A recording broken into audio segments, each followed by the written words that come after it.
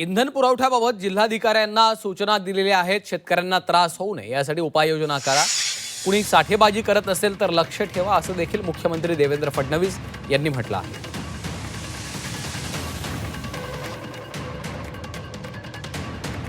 कालच सगळ्या जिल्हाधिकाऱ्यांना आणि विभागीय आयुक्तांना सूचना केलेल्या आहेत। त्या ठिकाणी शेतकऱ्यांना जो काही डिझेल लागेल ते उपलब्ध करून द्या, पण शेतकऱ्यांच्या नावाखाली जर कोणी साठेबाजी करत असेल तर त्याच्यावरही लक्ष ठेवा, कारण काही भागांमध्ये अचानक 20 ते 30% डिझेलचं मागणी, पेट्रोलची मागणी वाढल्याचं दिसतंय।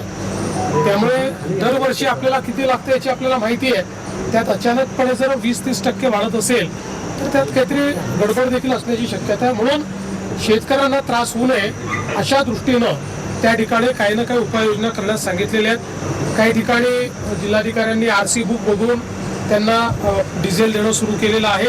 मला असं वाटतं की आपण ते करण्याचा प्रयत्न करू।